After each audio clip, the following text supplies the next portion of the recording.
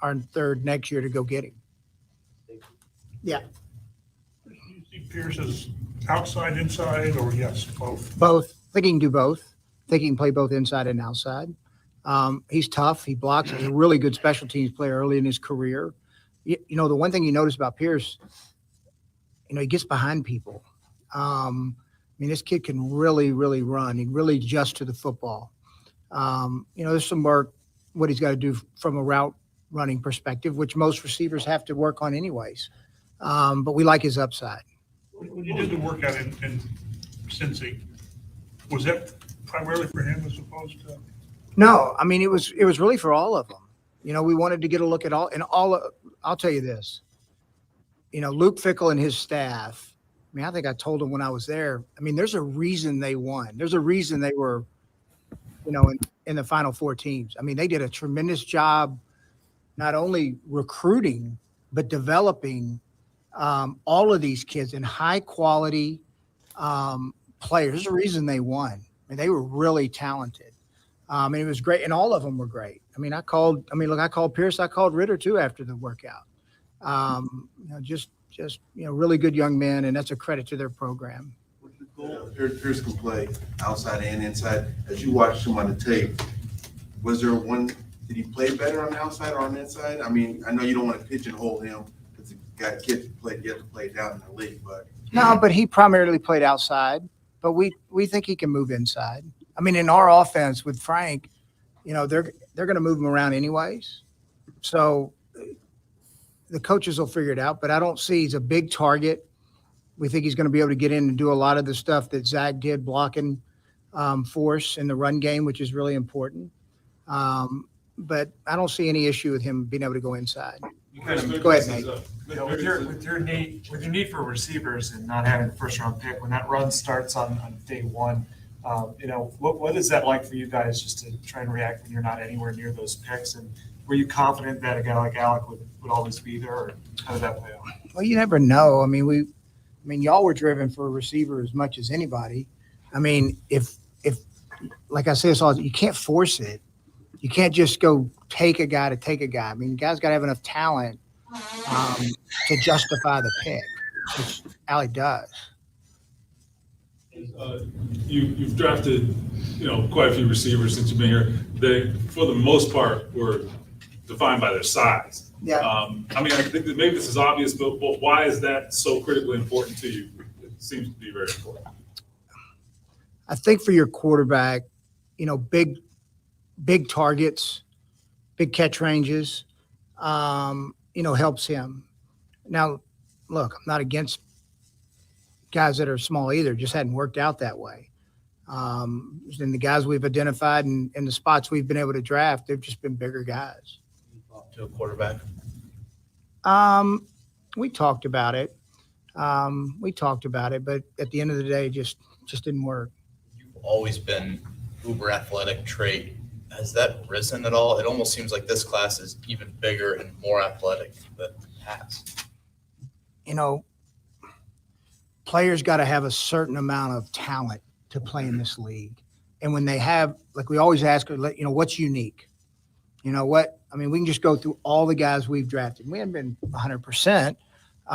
But, I mean, back to, you know, Quentin. I mean, he was a unique size and strength and power. You know, Pittman had strength, size. I mean, we're always asking ourselves, what's unique and what's going to distinguish him when he gets in the league? What's going to give him the advantage to play? Naheem, speed, ability to create with the ball in his hands. You go through each guy and you hope you're taking guys with those unique traits. Guy who's got, like, his arm length is like 34 inches. Is that something that can help him transition to blocking in the NFL quicker? You know, anytime you're 6'7", Mo went through this and Mo's gotten better at it. But anytime you're that tall, leverage, you know, learning how to play with leverage and play with your pad level down is something that's just going to take a lot of work. But he's a big man. I mean, I think he's got 230 pounds of lean mass on his body. He's probably going to play at about 255, 260. It'll take him some time to learn how to really block. But he did it at Oklahoma State. So we think he'll be able to do it here. When at what point in the season or after the season, I mean, you went offense to start. At what point did you tell yourself, offensive playmakers? Like, that's what I want to do. I know you don't know how the draft's going to shake out. You but- never do. I mean, you never do. But that was a long like I wrote on my board, we have to be more explosive on offense. I mean, and we think adding, these two young men to the mix with what we have is going to help. Is going to help that. And even with all the griping about, I think we finished 10th in off. We were up there in offense last year in scoring. That's at the end of the day, that's what it's about, scoring points. Now we folded at the end, but for most of the year, we were pretty good offensively. A guy like Bernard, how, I guess, unique or challenging was the evaluation for just given he's just got such a unique background, 25-year-olds, 2 years new to the position. So what's the process of determining kind of where to take that player? Yeah, it's good. That's a good question, Nate. Well, look, he blocked people on tape. Like, that's number one. Even with his traits, like, he was productive. And he's still learning how to play the position. But if you just look at his growth from so the COVID year, he was a tight end the first 2 years, moves to tackle, and then the growth from his junior to his senior season, we think he's going to keep taking those incremental jumps. And this is a smart guy now. I want to say he's got his degree in actuary science. This guy's brilliant. He got a great story. I'll let him tell it, but he's got a great story. You've been doing this for a long time, and you've spoken tonight about the athlete and the traits and so forth. Can you kind of tell us, just like over the years, what helped convince you that those are the guys who succeed? I've swung and missed at him too now.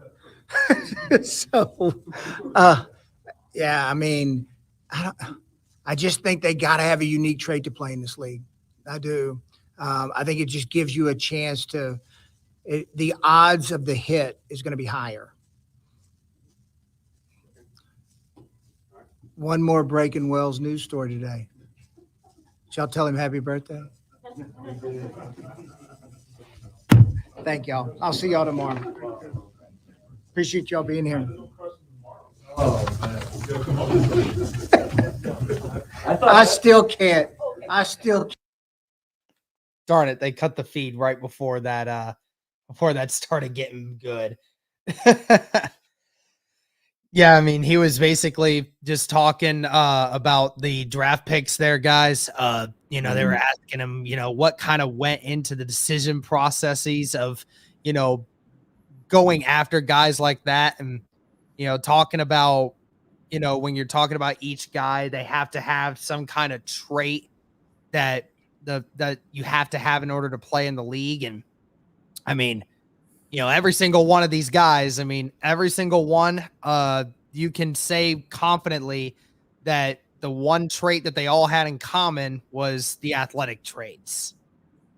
Yes. They're RAS, bro, off the charts, man. All of them. This is a common trend. Yeah, we've seen. And, it's crazy, man. Like the last two drafts, I feel like the Colts have just got some insanely talented and athletic guys, right? I feel like they just continue to add this draft, especially. Like, I don't know what it is about this draft, but all these guys athletically freaks. Like they have a blue chip talent somewhere, if not multiple places. So, and then it's like, how fitting is it that they start with Alec Pierce, who's a physical freak, and end the night with Alex or what was his name? Nick Cross. Yeah, Nick Cross. Sorry. They end it with Nick Cross, who is a physical freak as well. I know, not to mention they get a couple nice guys there in Bernard Raymond, who obviously we know very, very athletic for a tackle, a little bit smaller, more that Danny Pinter mold, right? In some ways, but we thought potentially was going to go potentially late first round, early second round, right? So they get a guy. I'm still shocked he was there in the third round. Like, I'm going to be honest, he was that good of a player, I feel like. And, Jelani Woods also, just a physical freak as well. Probably one of the more talented and physically gifted guys, man. So I liked what Ballard had said about just like the fact that, when you have these guys like this, it kind of makes it a little bit more likely that they're going to potentially pan out, right? Because they got the physical tools there. Oh, yeah. So Yeah. I love And that. then, right before, obviously I ended the live stream that we were on before, and that was right after, or right before the Colts decided to trade back into the third round to get Nick Cross. And, I mean, you and I talked about it in the video. We have a video coming up here later tonight. If anybody wants to watch that either tonight or in the morning, that video is going to be up here shortly. Yes. I no, Hustleman, we do not have 159 anymore. We traded that and our third rounder next year for Nick Cross. Obviously, you and I talked about it. The Colts had to have loved the guy in order to be able to think that was worth investing. And Michigan Wolverines brings up a good point. Woods' 40 time was faster than David Bell's 40 time. Wow. And he's 45 to 50 pounds heavier. That insane. Is sick. That's sick. But hey, listen, I at the end of the day, I mean, Ballard went with it was clear to see what his approach was. He was going after the most athletically gifted guys he could get at the picks that he had. And, he feels confident that the group of people, the coaches that he has around him, feels very confident that they can make some things happen. Obviously, Pierce, very smart guy. He's actually I don't know if you know this, Cody, but he's actually a mechanical engineer at UC. Wow. And my brother goes to UC currently. He actually talked with Alec Pierce a couple times when they were both in engineering classes together. So that was pretty funny. So yeah, smart dude, obviously has the athletic ability. So that really represents what Colts like. And, talk about Jelani Woods. I mean, just he's a phenomenal guy that, again, he's rough around the edges, but you think that the athletic ability, what you see in him and that position of flexibility of what you've shown, you think that he's already good now. You think with training him, that potential could skyrocket. And it's the same thing with Raymond, just hasn't quite hit where they think he can be later on. And it's now the same thing with Nick Cross. I mean, again, the Colts, that was the one thing. Cody, every season we have to start doing this from here on out. We have to know that anytime the Colts have a season where they have a position group that is tested for depth, Ballard goes out of his way to make sure that position gets filled with excess amounts of guys. Because there were two groups that got hit with it this year. The offensive line, and he's still got to work on that, and with the safety position. Safety position was one of them. And he has included about, 3 or 4 safeties so far? Yeah. I think 4. But just to people were asking about the Cross trade. So the Colts received the 96 overall, which they selected him with. They didn't give away their 4th round pick. They actually gave away their 5th round pick. Oh, okay. So it was 179. They still have a 4th round pick. Okay. I apologize. I thought it was 159 from what I saw. So maybe it was 179. I believe, unless did they trade that away? I don't even remember. I haven't been following it. No, I think what they were telling us, the chat was saying we still have 159, but we gave up 179. Okay. So, 4th rounder. Could it be another receiver? There's still a couple guys out there. John Mechie, I think he's still out there. No, Mechie got drafted at the 42nd pick. Really liked? That was him and Wan'Dale Robinson got drafted really early. Who was the guy that we kind of liked that, I think is still available? I have to catch up on this stuff. I haven't honestly been Calvin Austin. I know you've been off all day. Well, I mean, the Colts don't have a 4th rounder tomorrow. Do they not? But they still have pick 159. They still have that. So they have that in the 5th round. Okay. They still have pick 192. Also have pick 216 in the 6th round. Okay. And also we have pick 239 in the 7th round. So we still have 4 picks tomorrow. And again, the fifth and sixth round. Again, I've seen the Colts. I've seen Ballard get some guys that go in the fifth or sixth round, and they play. So I'm not gonna say anything about I'm not gonna say anything about it because I know there might be one guy here that might still be able to play a significant role at some point. Isaiah Rodgers is the prime example of that. Yep. Oh, exactly. Could we see another corner potentially? I could still see that be in a position that's addressed. I wonder if Tariq Woolen is still available. Let me look. I don't remember.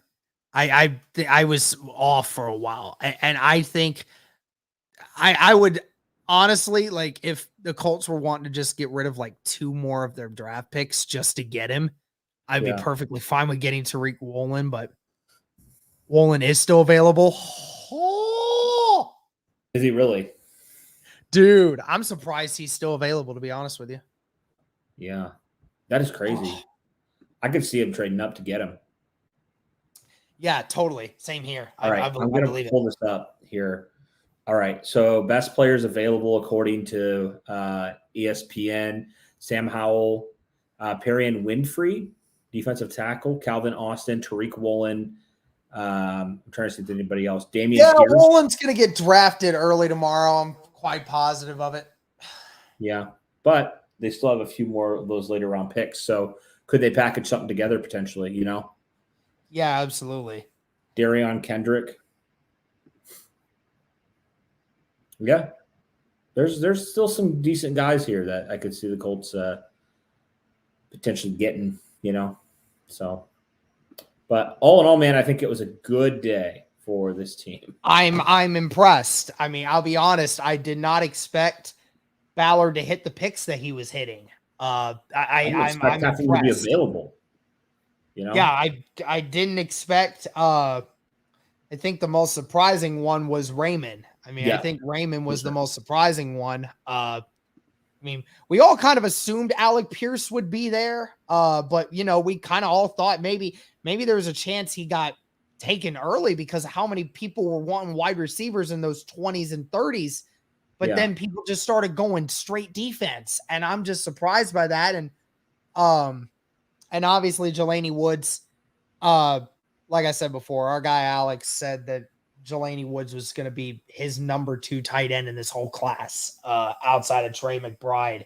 That is insane. Which is insane. And then, you know, to get Nick Cross in the 3rd round too. I mean, the fact that the Colts traded up that many spots to go and get him, you know, to go up over 30 spots to get him, I mean, is lets you know just how important they felt that this guy was to getting it. So, I mean, I'm happy with it. I mean, I don't care what the Colts do tomorrow. They've won me over with this draft. I mean, Ballard and his staff have probably, I mean, we've been talking about the Lions. We've been talking about the Jets. We've been talking about the Eagles. I mean, just what Ballard did today, 2nd and 3rd rounds, Ballard had the best draft of the 2nd and 3rd rounds. Easy. Yeah. I mean, every single player you look at, you're like, this guy could be like, he has elite traits. Like, seriously, I'm still shocked that some of these guys were still available when the Colts picked, man. Like, yeah. And you've addressed what? You've addressed 4 positions of need, right? Yeah. You've addressed wide out. You've addressed tight end. You addressed the left tackle position going forward. And then you added some more safety depth. And, you know, with the defensive scheme that you're going to go with, Nick Cross fits right into the kind of player that you want in that hybrid role. Yeah. What were your thoughts on, I believe Malik Willis? Didn't he go to the Titans? Yeah. What are your thoughts on that? I mean, it's very interesting. You know, I mean, it's pretty funny because, you know, I mean, Tannehill's getting paid a lot of freaking money. It'll be very interesting to see what the Titans do with that. Yeah. But, I mean, again, you're taking on Willis thinking, you know, he's a project. You know, you want to take the chance that in the 3rd round, you thought, okay, if we can somehow get this guy to become anything what we think he can be, then Malik Willis could be a danger to anybody that you get. But you're taking on the risk because obviously playing at Liberty, it was a very, very simple offense. Very, very simple offense. So, how is he going to actually adapt to an actual NFL offense and defense? That's the point. He's a very, very raw prospect, but he has all the intangibles that you want. I mean, and he's obviously athletic as hell. So that's why you take a chance on a guy like that. Yep, for sure. I was Not curious. too worried about it. I mean, he's not going to start over the next 2 to 3 years. I mean, he's definitely not going to start this year. He's certainly not going to start next year. I mean, it'd be Depends at least if 3 what they years do with until we Tannehill. actually see him. Right. It depends what they do, obviously, with Tannehill. But yeah. Yeah, and then Burrow saying, I don't trust their offensive coaches to develop Willis. Yeah, I don't either. So No, but I think something's pretty apparent, Derek. I think next year the Colts are all in on a quarterback. They got to be. they have to be. I mean, they're getting these athletes. They're going to have their first rounder next year. And then you And 2 second rounders. you get a chance to now, give up whatever you need to move into a spot where you feel comfortable. I mean, obviously they didn't draft a quarterback here, but they're getting some of these really athletic guys that can help booster this offense, especially. So and Dean fell so far because he's injured, and apparently he didn't want to get surgery on his shoulder, and they want him to get shoulder surgery, but he doesn't want to, and that's why he was falling so much. Interesting. That was such a weird saga like today. Yeah, because Dean was supposed to go in the first round. Right. I mean, he was the number 1 linebacker. Like, no discussion, no questions asked. Yep. But he left. He fell all the way to the 3rd round because he has that injury, and people are questioning his motives on that. Yeah. But I mean, I think where they got him, he could be obviously a huge steal. Oh yeah, he can be a steal at the 3rd round if he ends up recovering the way you want him to. I mean, he was amazing. I mean, the only problem with him was the fact that he's my height. He's like 5'10" and a half. Yeah. So I mean, he's just short. But Mhm. I mean, he weighs 220 pounds. So I mean, he's not small.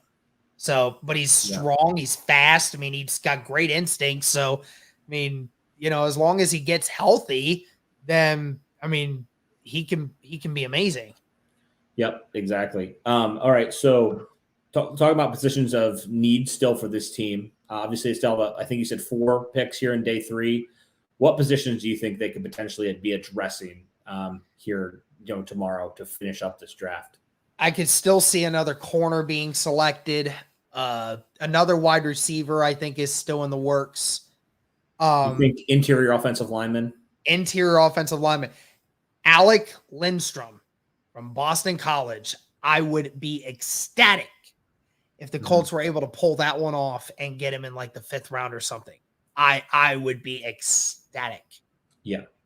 And because for me, I think you might have to get him in the 5th round because, Cody, I know you haven't seen a lot of the draft today, but there was a lot of interior offensive linemen taken for some weird reason today. There was a lot. I don't know why, but there was. And I'm like, I don't know. I don't know what's going to happen. Yeah, right. Could you see them potentially going edge again, like maybe later on? I could see it as an option. I mean, later on they could. If they find a guy that's athletic like they've been looking for. Yeah. I mean, I could definitely see it potentially happening. So, but I don't think they're going to sign, what's his name, Kelly anymore, who they hosted the other day. Dennis Kelly. Yeah. Well, I mean, they could, you need tackle depth very badly. So, Yep. Maybe he can play some interior. I don't know. Do you think? Yeah, I don't know. Matt Pryor can. We know that. So. Oh yeah. Oh my gosh, dude. I'm worn out, man. It's been a long day. It's been a great day. Yeah. Do you think potentially the Colts could either bring back T.Y. Hilton or sign like a Julio Jones type of player to complement, an Alec Pierce to be the wide receiver number 3 or even number 4, depending if, a guy like Paris Campbell stays healthy, or if a guy like Ashton Doolin continues to ascend. Like, could you see a scenario where they do that just to add a little bit more veteran presence in there and a guy who could help teach those guys? I know they obviously have Reggie Wayne as their receivers coach, but what if they were able to, bring in a guy like Ty, back for one more year to be able to kind of, because, Pittman's had it for about 2 years now. So could it be potentially very valuable for a guy like Alec Pierce to have a T.Y. Hilton in the building? Maybe he's not, he's certainly not going to be a 800, 1,000-yard receiver, but just for that veteran presence, right? Because the Colts have veteran presence everywhere, it feels like, on this team. But one thing they don't have is at wide receiver right now. So, yeah, I don't know. I think. What do you think? Or I think Ty definitely could be a good possibility now. You got to add that one more veteran guy, and I mean, you're right. Not just necessarily for production, but more for that leadership, like you were talking about. Yeah. So you never know, man. Wouldn't it be freaking nuts if they just went back at free agency and just signed Jarvis Landry, and then you're just like, bro, the league's done. Like at that point, The division's ours. The division's ours. Thank you, Titans, for trading away AJ Brown for some stupid reason. Thank you. Well, because they didn't want to pay him $2 million more per year over the span of his contract. That's the stupid They thing. offered him a contract worth like $18 million with incentives that would have made it like $20 million a year.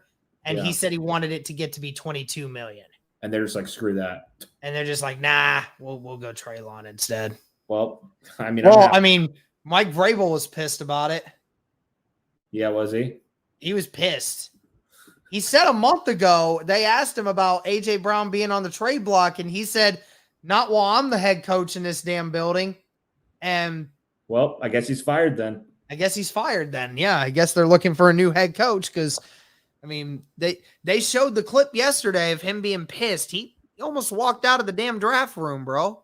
Really? Yep. I didn't see that. Yeah, and now he's getting paid for a 4-year contract worth $100 million. So now he's getting even more than what he actually asked for. Isn't it crazy the difference that the Titans are, just the receiving core from a year ago to now? Mhm. Like, they had A.J. Brown, they had Julio freaking Jones, and now they have Treylon Burks and Robert Woods. It's just madness, man. And the crazy part is the fact that, A.J. Brown was not even in his 4th year of his contract. I mean, Yeah. he wasn't even out of his first contract yet, and they didn't even want to pay him. Yeah. I mean, I wish they would have just said, look, we will get you a new contract next year. We just don't want to get you one at the moment. I don't think it was an issue of him. I don't even think they could have just said, like, hey, we love you. We appreciate you. We're going to work on your next contract. We just want to wait a year till you're in your 4th year to be able to give you that. Right. Even if then, because this all started with him coming out on Twitter saying that they were calling him a diva for wanting this money. And if they would have just been shut up, if they would have just been quiet and not said anything, then there wouldn't have been a disrespect level there. Yeah. I mean, that's really what this came down to, is he didn't feel respected by the Tennessee Titans. I mean, it wasn't about the money as much. It was about the respect. And again, if they didn't want to pay him that much right off the bat, could have just said, we love you. We appreciate you. But we just want to wait. We want to wait until your 4th year's up and then, be able to get you a contract next year. As a Colts fan, I love this. I love it. Yeah. But they messed it up, man. They messed up big time. Yeah, they did. So, I'm curious now, from the end of 2020, the end of the 2021 season to now that we've seen, a good majority of their moves and stuff, what % better would you say the Colts are now than they were a few months ago? Oh, I mean, I think they're, I think they are at least 20% better. I mean, I would go that far as to say that, because you've now got a competent, quarterback in Matt Ryan that you feel confident going into a battle with. And Now, I mean, you've seen some of the weapons that he's added depth in some good spots. And then already in the draft, you're looking at what some of these rookies can potentially do for you right off the bat. I mean, this team is definitely a major difference better than what it was just at the end of January.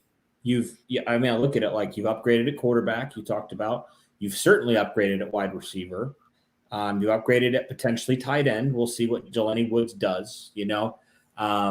You've upgraded at pass rusher, which is huge. You've upgraded at corner. You've upgraded at safety depth. Yeah, I mean, I look at it and I'm like, this team is a lot better. Like I even would say they were better just getting Matt Ryan. But yeah, right. But yeah, they have basically in the last 3 months have, I think, our top 5 biggest positions of need. I think the only one that they didn't drastically improve on just yet was the left tackle position. Right, but they got a guy in the wings. Added a weapon at wide receiver. They added a weapon at tight end. They've got a guy at left tackle. We just don't know if that's going to be the solution. But you've finally given yourself an actual answer potentially, a left tackle for the future. Mm-hmm. Yeah. Yep. And then you got the quarterback of the future for a little bit. You've set yourself up so well for next year for finding your quarterback, because now with this Carson Wentz trade, which was huge, and I feel like we don't talk about how amazing that trade was for the Colts as well. Like, you could potentially have 2 second-round picks that you could use to go trade up with your first-round pick and move into the top 5 potentially and get a quarterback. Like, you could realistically do that. And you have other draft capital as well that you could do, right? So I love it, man. I love it. I think this team is in such a better position than they were at the end of this last season with all the improvements they have. Obviously, the AFC has gotten better too. But I would say so they needed to get better along with it. They needed to, and they have. They have let's talk about the biggest weaknesses of this team last year. If you were to say the top 3 weaknesses of this team last year, Derek, what would you say? Well, I mean, at the end of the season, you could definitely see it was the quarterback. They were lacking in that regard. Obviously, the edge rush was, just not getting the job done. And, when it came to and I would honestly say that I wouldn't even have gone with the defense. I would have said at the end of the season, I would have said more of it came from the left tackle position and the weapons. Again, the Colts had weapons, but every one of their weapons was in the backfield. So that was the only problem, is you didn't have anyone outside of Pittman that made you go, wow. So you've now gotten your quarterback that you know that you're going to have for at least 2 years. You know that you're not going to have to jump after this year unless a tragic accident happens. Matt Ryan's going to be your quarterback for at least 2 years. So that's great. Means that you can focus on that. Now you added a guy in Alec Pierce. Maybe there's going to be more along the way. Got some weapons there that you now feel you can actually put back there for him to now use. That helps explore some things. And now you think you got Matt Pryor at left tackle to start. That's fine. And then you have a guy that you think can be your future at left tackle, which is good. Yeah. Now, most of your offense has now been addressed. Now you just need to get some interior offensive line depth to finish it all out. Which in the past, you've shown you can do that and get it for pretty cheap. So exactly. You can either do it in picking up guys. You can either pick up guys in the free agent market. Again, there's still a ton of interior offensive linemen that are still looking for new homes. And then, when it comes to the draft, I mean, we've seen Ballard do it several times. And I wouldn't surprise me if he does it again. Nope, wouldn't be shocked at all. So I think it's a good day 2 for the Colts. Good day 2. It almost is like, man, we just need to tell Ballard to trade away his pick for a good player every year, because the years we don't have a first-round pick, we freaking somehow kill it every year in the draft. So the last 2 times it seems like it has, So next year he goes in, but I mean, I think next year, quarterback obviously, but yeah, man. Absolutely. Yep. But yeah, overall, I thought it was a good day, fun day. Absolutely. Yeah. I mean, I did not think I would have as much fun. I did not think I would have this much fun dealing with these draft picks today. But yeah, I mean, again, we have a lot of videos coming out. There's a couple of them that are coming out that have just come out over the last hour, really. The Ritter video is up, or the Pierce video is up. Jelani Woods and Brennan Raymond are up. We're still working on getting the Nick Cross video up for you guys. But make sure to go check those videos out if you guys haven't yet.